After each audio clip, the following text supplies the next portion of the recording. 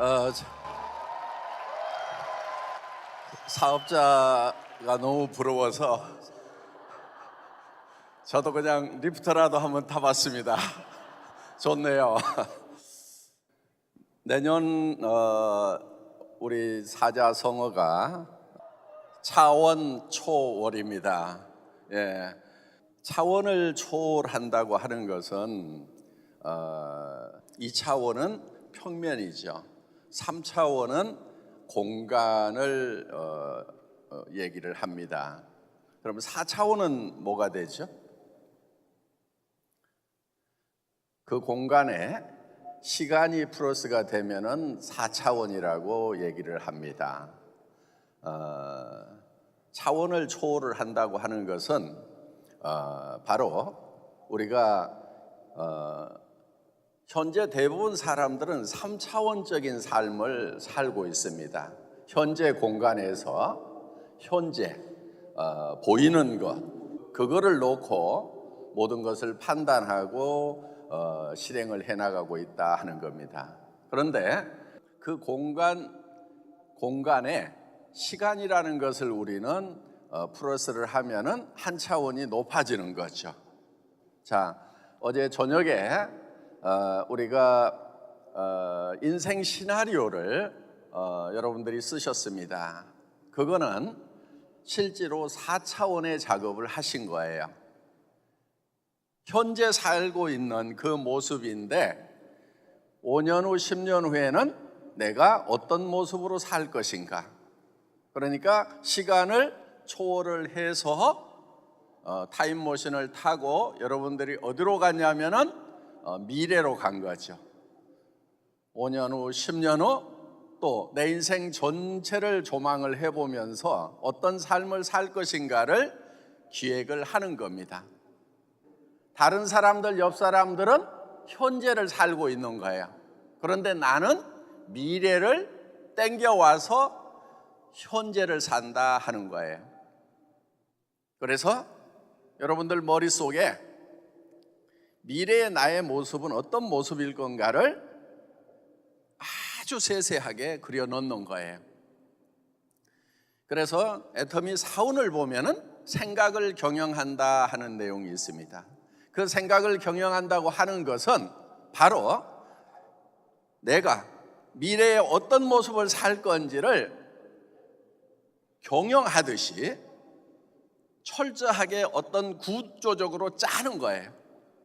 그래서 그것이 균형 잡힌 삶의 모습으로 짜 넣는 거라 하는 거예요. 그래서 여러분들이 긍정적인 사람이 된다고 하는 것은 구체적으로 얘기를 하면은 뭔가 가능성, 미래의 어떤 가능한 모습들을 미리 그리고 그거를 현재로 가져와서 현실은 이렇지만은 미래는 이렇게 될 수 있다고 믿고 그렇게 외치는 사람들,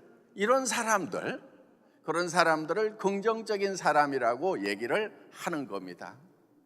자, 수많은 책에서 긍정적인 사고를 해야 된다, 긍정적인 사람이 되어야 된다고 다 얘기를 하고 있습니다. 거기에 대해서 부인하는 사람은 없어요. 그런데 실제로 긍정적인 사고를 하고 긍정적인 삶을 사는 사람들은 그렇게 많지가 않다 하는 거예요.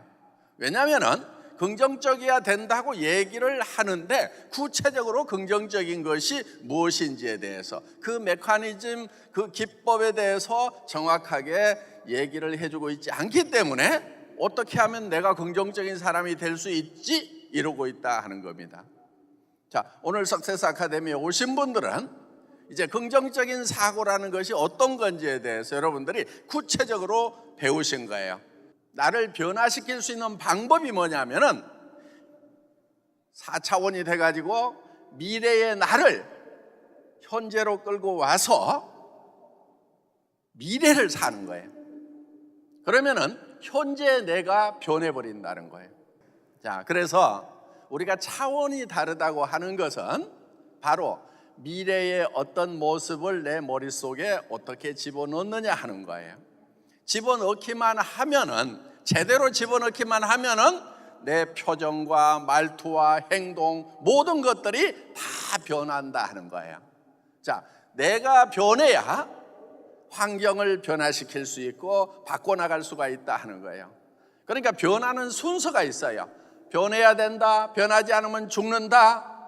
그럼 뭐부터 변하냐면은 내 머릿속에 들어있는 생각부터 변하는 거예요. 내 생각이 어떻게 변하냐면은 현실을 보는 것이 아니고 미래로 가서 5년 후 10년 후에는 어떤 모습이 될 거다. 그런데 이거는 내가 창조를 해내는 거예요. 내가 창출해내는 거예요. 이 차원이 다른 이런 사고방식, 이런 메커니즘을 통해서 우리는 차원이 다른 성공을 하는 거다 하는 거예요. 3차원에 있는 사람들이 갖지 못하는 엄청난 상상 이상을 갖는 거예요. 그래서 우리는 차원을 초월하는 그런 삶을 살아야 된다 하는 겁니다.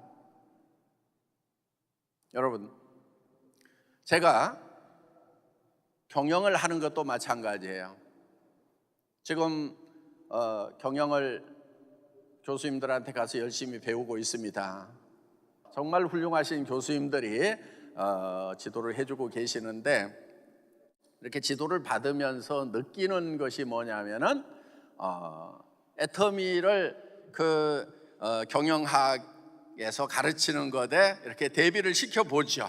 사실은 또 그거를 하고 싶어서 갔어요. 내가 지금 하고 있는 경영이 경영학자들은 어떻게 보는가 하는 것을 새로운 관점에서 조망을 좀 해봐야 되겠다 해서 이렇게 갔는데, 실제로 이렇게 비춰보면서 느끼는 것은 뭐냐면은 현재 경영학에서 얘기하는 거하고는 차원이 다른 경영을 애터미가 하고 있구나 하는 생각을 해보는 거예요. 그런데 그것이 전혀 엉뚱한 것 같은데 교수님들이 가끔 이런 얘기를 하세요.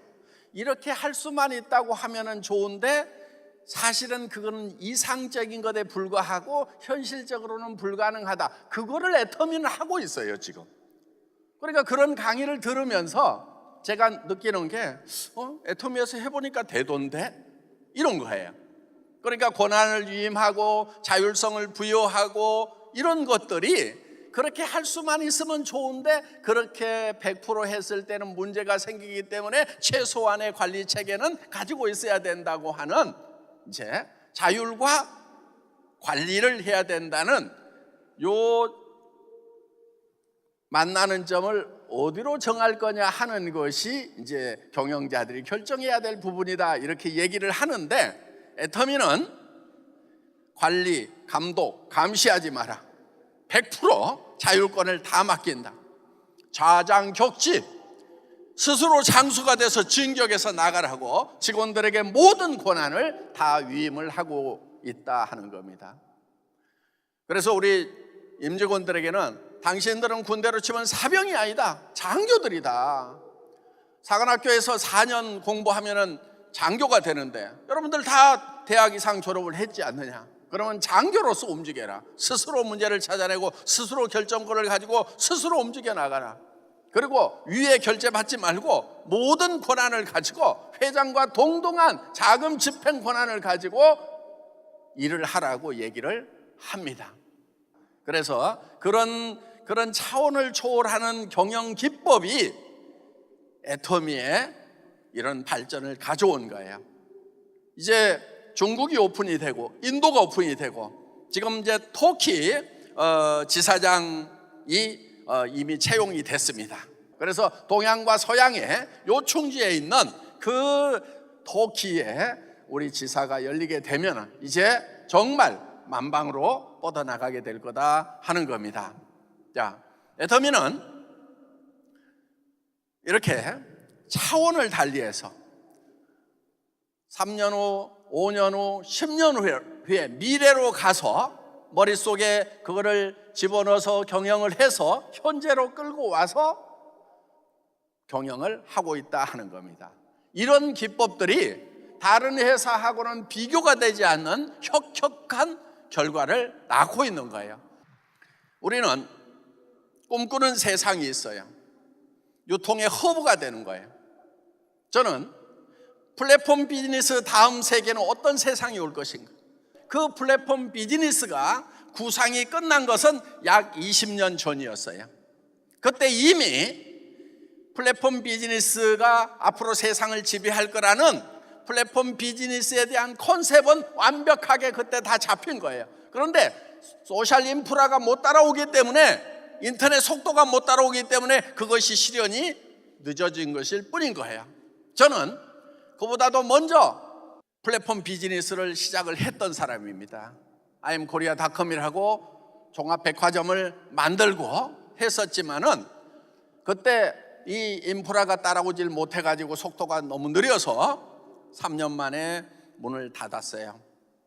자, 다시 시작한다고 하면은 이 플랫폼 비즈니스를 넘어서는 차세대 비즈니스는 어떤 것이 올 것인가를 저는 고민을 했던 것입니다.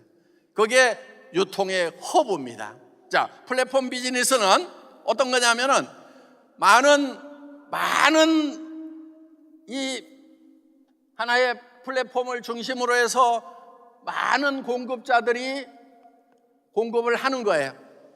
여기에 많은 소비자들이 소비를 하는 겁니다. 그래서 모든 공급, 소비는 이 플랫폼을 통해서 이루어진다 하는 거예요. 그런데 여기에 한계점은 무엇인가? 문제점은 무엇인가? 그러면 그 문제점을 개선하는 것이 차세대 비즈니스 모델이 될 거다 하는 거예요. 저는 여기에 문제점을 발견해낸 거예요. 뭐냐면은 너무나 많은 공급자가 있다 보니까 어떤 것이 정말 좋은 거고 싸고 좋은 건지 소비자는 이거를 판단하는데 매우 고민을 해야 되는 거예요.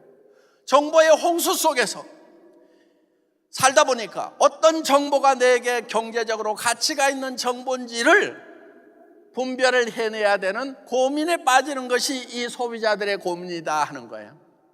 그래서 애터미는 이 공급 라인을 큐레이팅 하겠다, 선별을 해가지고 정말 그냥 믿고 쓰는, 눈 감고 써도 옳은 선택이 되는 그런 비즈니스 모델을 만들면 되겠구나.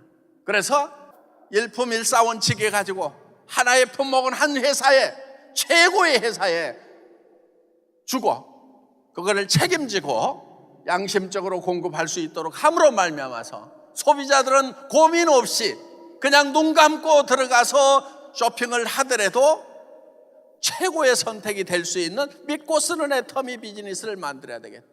그리고 이것이 허브가 돼야 되고, 그 다음에 우리 회원들도 이 터미널을 만들므로 말미암아서 회원들이 모두가 다 허브가 되는 시스템을 만들어야 되겠다. 그래서 경영 목표 1번 유통의 허브가 되겠다고 하는 플랫폼 비즈니스의 차세대 비즈니스를 구상을 해서 만든 거예요. 애터미 회원 한 사람 한 사람이 모두 허브를 가짐으로 말미암아서 이익을 낼 수 있고 여기서 고소득을 창출할 수 있는 그야말로 비즈니스 동업자가 되는, 요게 애터미가 꿈꿨던 바로 유통의 허브의 개념입니다. 여러분, 어제 인생 시나리오를 작성들 하셨을 겁니다. 그런데 정말 이 인생 시나리오대로 나도 한 달에 5천만 원을 벌 수 있는 사람이 될 수 있을까? 나도 정말 성공자가 될 수 있을까? 나도 주변 사람들을 도와줄 수 있는 그런 사람이 될 수 있을까 하는 마음속에 두려움이 있을 겁니다. 여러분, 용기를 내십시오. 용기라고 하는 것은 두려움을 느끼지 못하는 것이 용기가 아닙니다. 용기는 두렵지만 그 두려움과 맞서는 것이 용기입니다.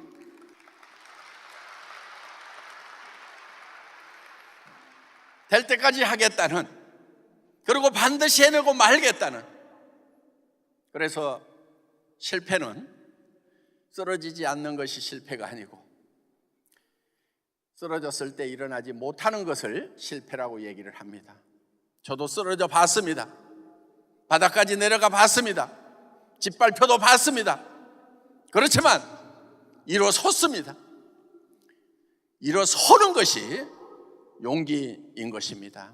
그래서 여러분들이 오늘 작성하신 인생 시나리오, 나도 한 달에 5천만 원 버는 사람이 되겠다, 가족들에게 이제 앞으로 우리 가족의 생계 문제, 노후 문제는 내가 책임을 지겠다고 당당하게 선언을 하시는 용기를 발현하시기 바랍니다.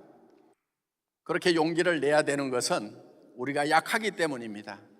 혼자만 속으로 이런 사람이 돼야 되겠다고 이렇게 생각하고 있다가 어려움에 부딪히게 되면은 싹 혼자 없었던 걸로 해버리고, 많은 것이 우리 사람들의 약한 속성입니다.